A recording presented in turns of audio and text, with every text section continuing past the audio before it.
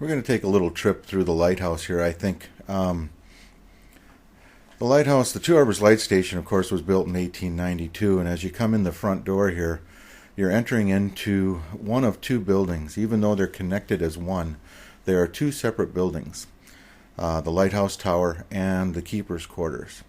Of course, the keeper's quarters now are the lighthouse bed and breakfast. The tower itself stands 45 feet off the ground, but because of the rocky promenade it sits on, the light is actually 78 feet above the water line. There's 41 stairs to the top of the tower, and each of the landings within the tower itself served as workstations. We're traveling through the first landing here, which was the entrance from the house. It was added in later years. First landing we're going to come up to up here would be called the cleaning and wicking room. This now serves as museum exhibit space where we have a lot of information posted up here about the lighthouse itself. The cleaning and wicking room would have been where they trimmed the lamps, refueled all the lanterns. You can see the box in the background. That was for the clockwork mechanism that they had to wind that would keep the Fresnel lens turning. Several slit windows looking out. Coming on up at the top landing is the watch room. There are 4 portholes that look out. Again, this is exhibit space as well that we just installed last year. And then there are 4 portholes looking in each direction. The ladder climbs up to the lantern gallery. You can kind of get an idea here about what they were looking at. Some of the keeper's duties were, of course, to monitor ship traffic and weather reports.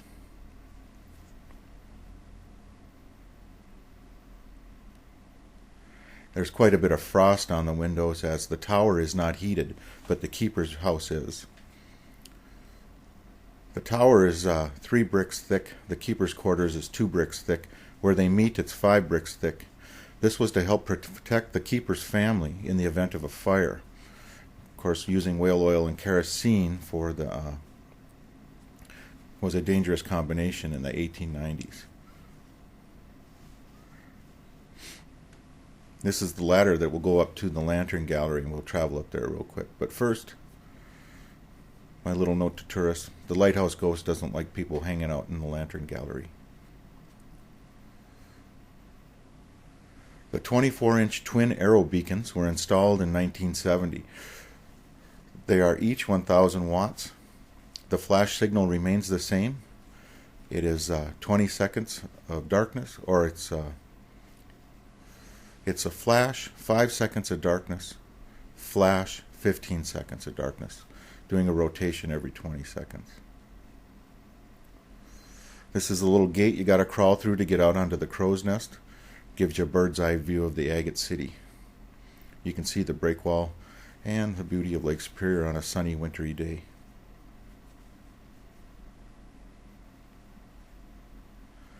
It's a little bit better view of the twin arrow beacons from outside the lantern gallery, out on the crow's nest. This is looking due east. This is where most of the ships will be coming from, leaving the Apostle Islands behind. You can see we have a ship coming in the distance. Pretty shaky camera operator. Walking around the crow's nest, you see the shoreline. The Frontenac pilot house on the grounds at the light station serves as exhibit space for the museum. Down below you can see the fog signal building.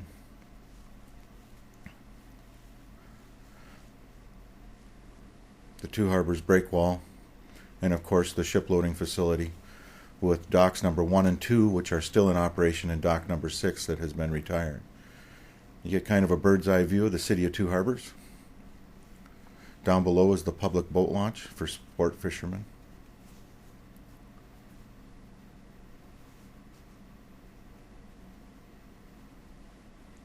Two Harbors is a small community. Roughly about 3,600 people live in town. However, around in the county, you probably have an additional up to about 5,000 people living in the community, around the community.